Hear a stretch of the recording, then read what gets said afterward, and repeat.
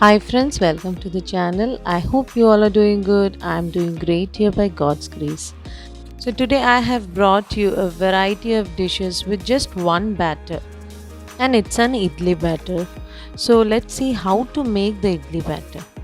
So here I have taken idli rice. See, this is how it looks. I have taken 3 cups of idli rice, and for 3 cups of idli rice I have used the same cup of 1 cup of urad dal. So 3 is to 1 is the ratio. Remember 3 is to 1 is the ratio which I have put, and you can see how soft my idli is. And I also use fenugreek seed. See, this is how it looks. In Malayalam we call it as vendayam or uluva, and this is how the thick and the soft batter should be for the idli. So I haven't shown you how to grind it because I know you will be grinding it. You can use either mixer or a mixer grinder for the idli. I have a grinder, I grind it in that. So remember the ratio alone and you can grind it in any way. So first of all I'll show you how soft my idli is, and then you can understand how the other dishes would be. So, for the people who don't know how to make idli, so this is how you have to pour the idli in each cavity. So, you get a vessel which has this is how the vessel looks, which has 3 layers of idli. So, because I am making 2 3 dishes together, I made only one plate of idli. So, in one plate of idli, I have 7 cavities. So, totally, I get 7 idlis. So here I'll show you how soft my idli is. It is as soft as feather. So you can see how it is, and this is how my idli comes all the time. So do try the ratio of what I have said. If you don't have idli rice, you can make it in raw rice also. And side by side, I have also kept dal for sambar, and I also broke the coconut for chutney. So the first dish which I'll show you from the batter is bonda. So I'll show you how to make a bonda with idli batter.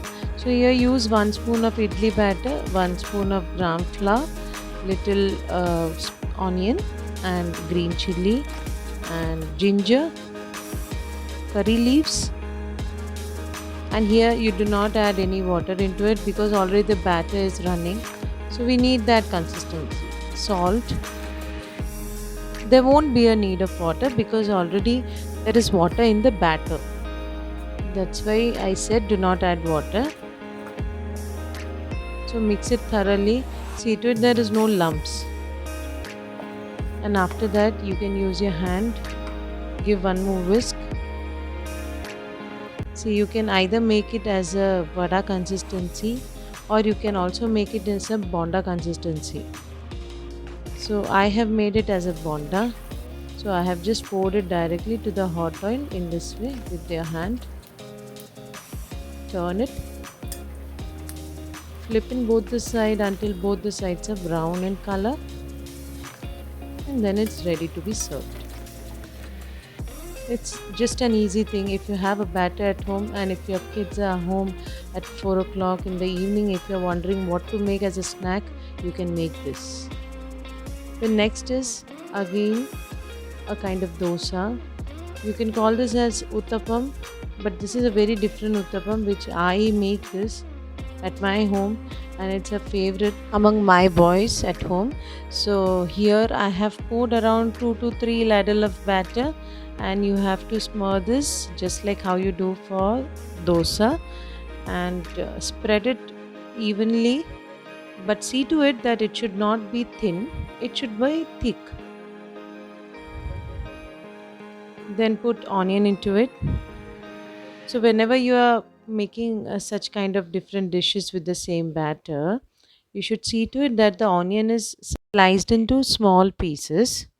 Then I had ginger, then green chili, coriander, curry leaves.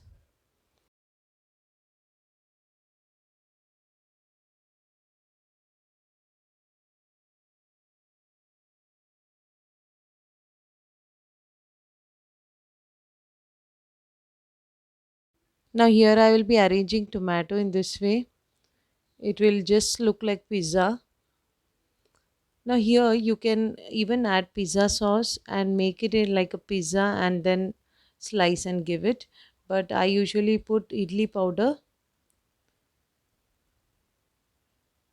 So idli powder, when you use idli powder, it gives you the taste of uttapam. And if you use pizza sauce or any other sauce into it, it will give a Chinese taste. So here I have poured gingerly oil.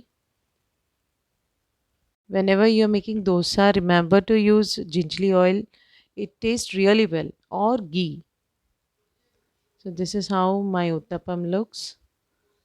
It's very easy because I am using an iron tawa and my iron tawa is well seasoned.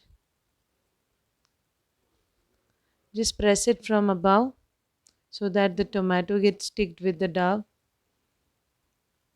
Now this is a very tricky part to flip. When you're flipping, see to it that evenly you should flip it.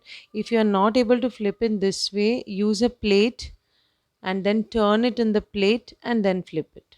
This is how my uttapam looks. It was just yum. And by side, my sambar is also done. Sambar and chutney plays a very important role for all these dishes. Now next I'll show you how to make paniyaram. Now paniyaram is favorite in our house, so I put almost 3 to 4 spoons.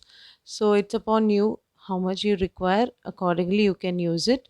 So this is for 4 people. I have put 4 ladles of dough and then put onion, ginger, green chili, curry leaves, coriander leaves. No masalas, nothing. Just put salt, mix it up well. The mixing plays an important role because it takes away all the air from the dough and it will help you in puffing up the paniyaram. So whenever you're making paniyaram, mix well. That is very important.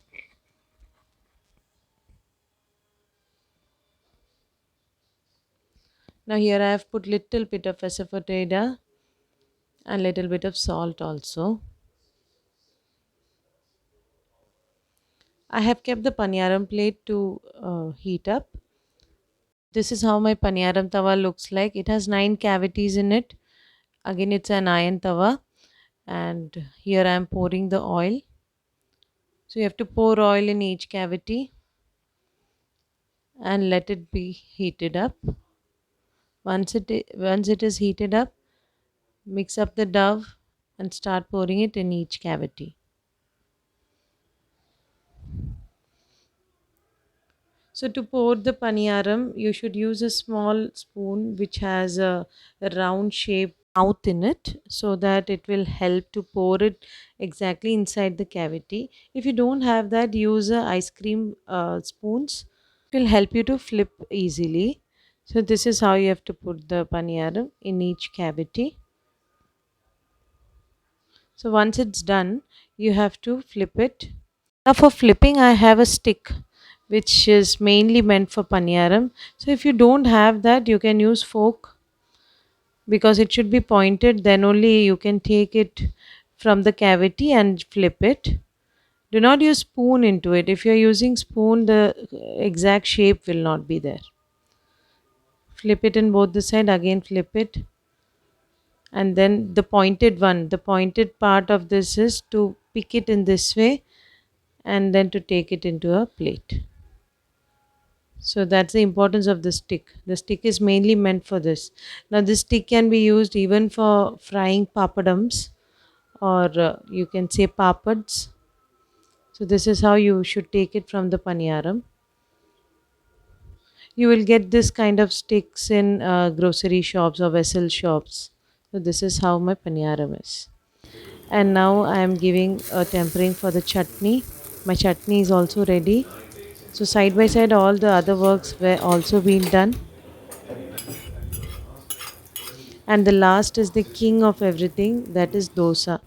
Now dosa is an art. Making dosa, I know everyone can make dosa, but making dosa as a crispier as it is like how you get into a shop, it's an art. So first I have poured oil And for making a thin dosa, you have to pour less stuff, and then you have to smear it very well in the pan.